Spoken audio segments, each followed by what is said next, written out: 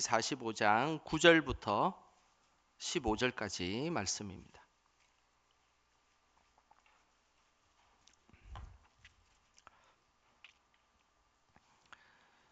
창세기 45장 9절부터 15절까지 우리 한 목소리로 말씀 읽겠습니다.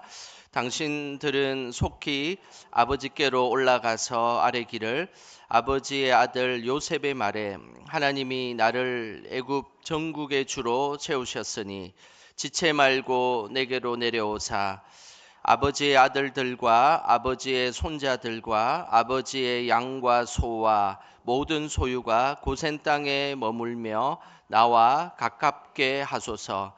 흉년이 아직 5해가 있으니 내가 거기서 아버지를 복량하리이다. 아버지와 아버지의 가족과 아버지께 속한 모든 사람에게 부족함이 없도록 하겠나이다 하더라고 전하소서. 당신들의 눈과 내 아우 베냐민의 눈이 보는 바 당신들에게 이 말을 하는 것은 내 입이라. 당신들은 내가 애굽에서 누리는 영화와 당신들이 본 모든 것을 다 내 아버지께 아뢰고 속히 모시고 내려오소서 하매 그 자기 아우 베냐민의 목을 안고 우니 베냐민도 요셉의 목을 안고 우니라. 요셉이 또 형들과 입맞추며 안고 우니 그들이 그제서야 요셉과 말하니라. 아멘. 어제는 눈이 많이 내리고 오늘은 또 낮에 잠시 눈이 녹았다가 다시 또 저녁에는 좀 얼었습니다. 그죠? 우리 옆 사람에게 오늘 너무너무 잘 오셨습니다. 이렇게 인사 한번 하겠습니다. 예. 오시는 길에 넘어지신 분은 없으시죠? 예. 오늘 또 이 밤에 또 영상으로 예배 드리시는 분들도 동일한 은혜가 임하시기를 소망합니다.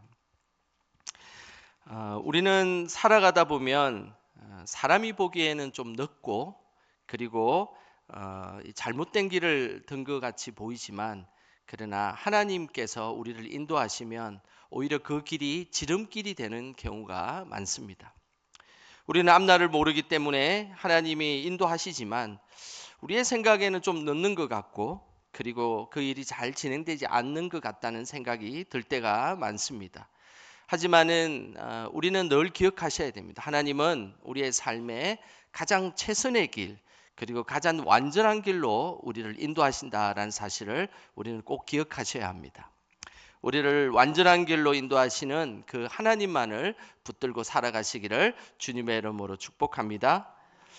작년 8월 9일에 브라질에서 있었던 일입니다. 12시 비행기가 브라질에서 이제 출발해서 상파울로 가는 길에 추락하는 일이 있었습니다. 61명이 그 비행기를 탔는데 전원이 사망을 했습니다. 그때에 10명의 승객이 이 추락한 비행기를 타려고 했다가 타지 못한 일이 있었습니다.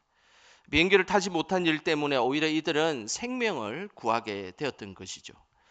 10명의 승객이 비행기 탑승구를 잘못 알아가지고 다른 쪽에서 비행기를 기다리고 있었습니다. 그런데 보니까 잘못 기다리고 있었던 것이었어요. 그래가지고 부랴부랴 그 비행기를 타려고 도착하니까 이제 시간이 지나서 당신들은 탈 수 없습니다 라고 거절을 당했습니다. 그리고 나서 한참 비행기를 놓쳤다고 한탄해하고 있었는데 뉴스에서 바로 그 비행기가 추락했다라는 소식을 듣게 되었던 것입니다. 이들은 가슴을 썰어내렸습니다. 비행기를 못 탔기 때문에 그들은 살아난 일들이 생겼다는 것이 너무나 놀랍기도 하고 그리고 당황스럽기도 하고 어떻게 이런 일이 있을까? 그들은 너무 힘든 마음을 가지고 있었습니다. 그러면서 살아난 한 사람이 신문기사에 이런 글을 남겼습니다. 이미 탑승 시간이 지나서 탈 수 없다고 했습니다. 어떻게든 태워달라고 했지만 방법이 없다고 했습니다. 하지만 나중에 자신이 타려던 비행기가 추락했다는 소식을 듣고 다리가 떨렸습니다.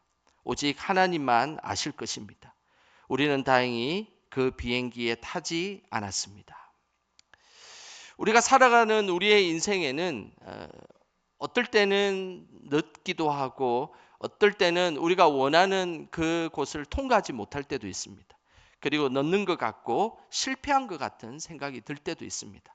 그런데 하나님은 늘 우리에게 가장 좋은 길로 우리를 인도하시는 분이십니다. 그 하나님을 믿으십니까?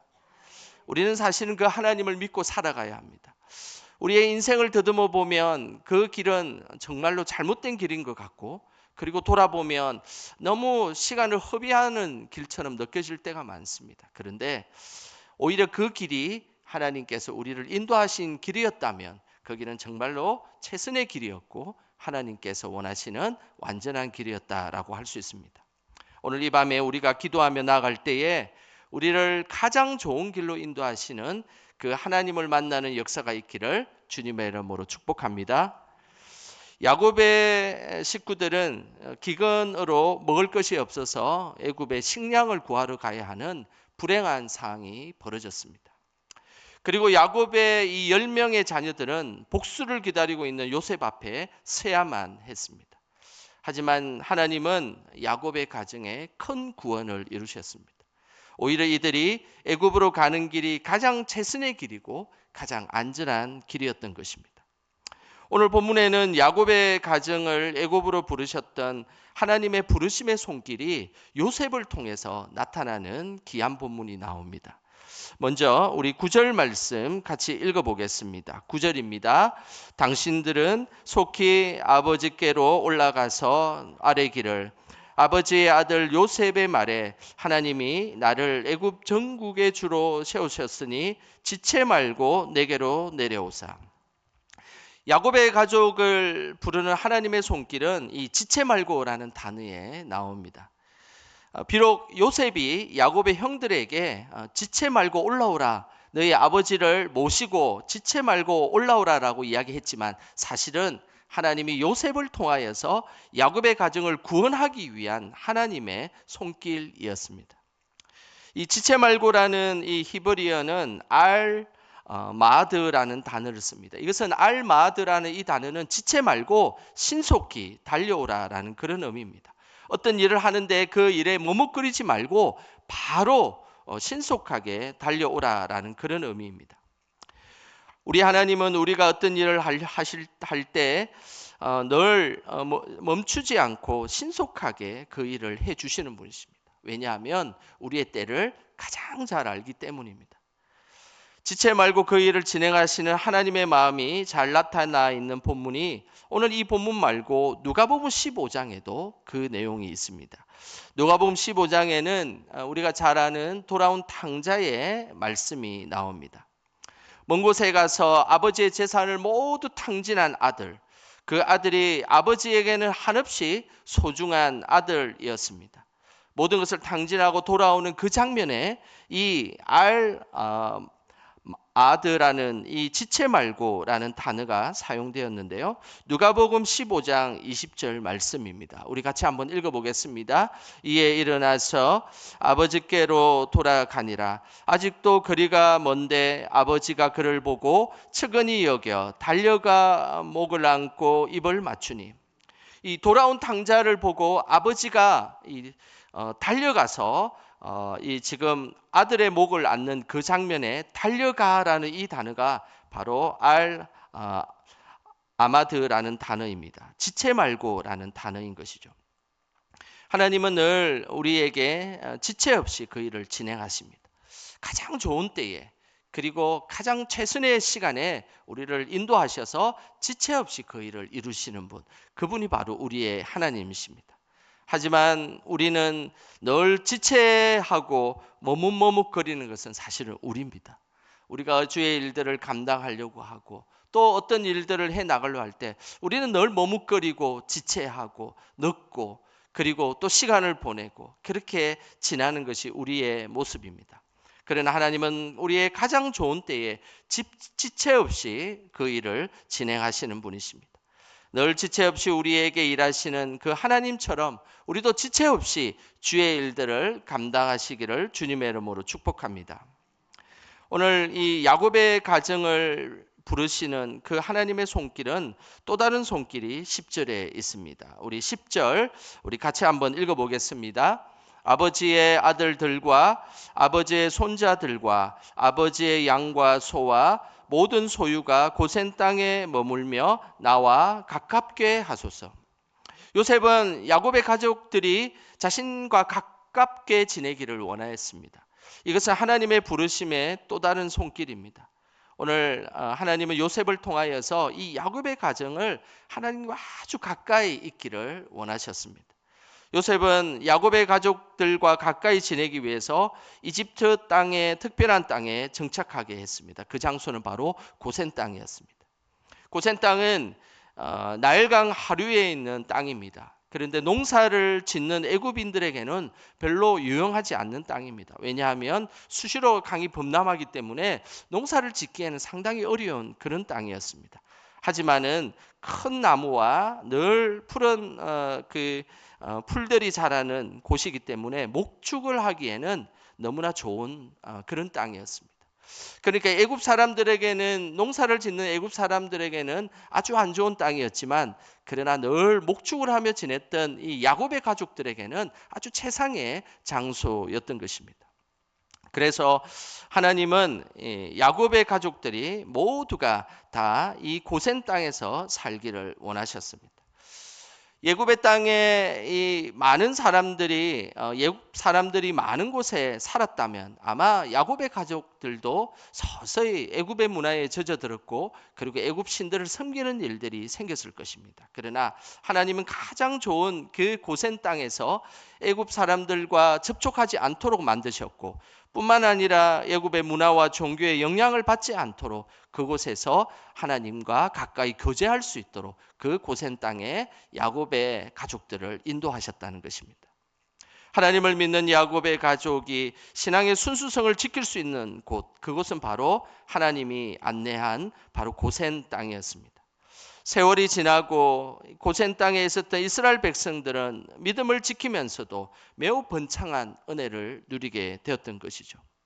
결국 이스라엘 백성들의 축복은 다른 것이 아니었습니다. 늘 하나님과 가까이 있게 하시고 그리고 그 가까이 있게 하는 그 하나님의 은혜를 누렸던 것. 그것이 바로 이 이스라엘 백성들의 축복이었습니다. 오늘 이 마음을 잘 담은 말씀이 예레미야서에 그 말씀이 나오는데요. 예레미야 23장 23절 말씀 우리 같이 한번 읽어보겠습니다. 여호와의 말씀이니라 나는 가까운 데 있는 하나님이요 먼 데 있는 하나님은 아니라. 하나님은 먼 곳에 있는 하나님이 아니십니다. 늘 우리는 기억하셔야 됩니다. 하나님이 왠지 먼 곳에 있는 것 같고 나와 가까이 있는 것 같지 않을 때는 내 마음과 내 믿음이 하나님과 가까이 있지 않기 때문입니다. 하나님은 늘 우리와 가까이 있기를 원하신다는 사실을 잊지 않으시기를 소망합니다. 그래서 하나님과 늘 가까이 있어서 영적인 교제를 하기를 원하시고 늘 기도의 자리, 말씀의 자리에서 늘 하나님과 친밀한 그 깊은 교제를 하기를 원하시는 분, 그분이 바로 우리의 하나님이십니다. 오늘 이 야곱의 가정을 애굽으로 부르시는 또 다른 하나님의 손길이 있습니다. 11절입니다. 우리 11절 같이 함께 읽어보겠습니다. 흉년이 아직 5해가 있으니 내가 거기서 아버지를 복량하리이다. 아버지와 아버지의 가족과 아버지께 속한 모든 사람에게 부족함이 없도록 하겠나이다 하더라고 전하소서. 요셉은 야곱에 속한 모든 사람에게 부족함 없이 지낼 수 있도록 하겠다라고 분명한 약속을 했습니다. 비록 지금 흉년이 2년밖에 지나지 않아서 5년이라는 흉년이 남았지만 그러나 요셉이 있는 한 야곱의 가족들은 결코 부족함 없이 살 수 있게 하겠다라고 분명한 약속을 했습니다. 하나님은 늘 우리를 부족함 없이 살게 하시는 분이십니다. 필요에 따라 우리를 채워주시고 그리고 때를 따라 돕는 은혜를 주시는 분, 그분이 바로 우리의 하나님이십니다. 그래서 하나님은 늘 우리를 부족함 없이 살게 하십니다. 믿음의 조상 중에 부족함 없이 살았던 인물이 있습니다. 바로 다윗입니다. 다윗은 항상 부족함 없는 하나님을 찬양하며 살았던 인물입니다. 우리가 잘 아는 시편 23편 1절에 그 유명한 다윗의 고백이 있습니다. 우리 같이 한번 읽어보겠습니다. 여호와는 나의 목자시니 내게 부족함이 없으리로다. 사실은 다윗의 삶에 부족함이 없이 정말로 살았을까요? 다윗의 삶에도 분명히 부족함이 있었을 것입니다. 형제들이 다 그 사무엘 앞에 설 때도 다윗은 사실은 예외로 그냥 양을 칠 수밖에 없었던 그런 아주 연약한 막내 다윗이었습니다. 그리고 형들이 어떤 일들을 해 나갈 때 그냥 도시락만 갖다 주는 그런 어쩌면 소모품과 같은 그런 존재로 살았던 다윗입니다.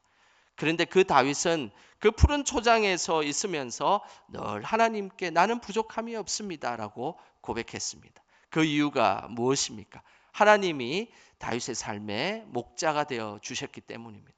늘 하나님이 자신의 삶의 목자가 되어 주시면 지금 당장에 눈에 보이는 부족함이 많을지라도 그래도 하나님이 언젠가는 채워주시고 필요에 따라 그리고 때를 따라 돕는 은혜로 채워주신다는 것을 다윗은 늘 알고 있었습니다. 그래서 다윗의 삶에는 늘 부족함이 없다라고 고백할 수 있게 되었던 것입니다.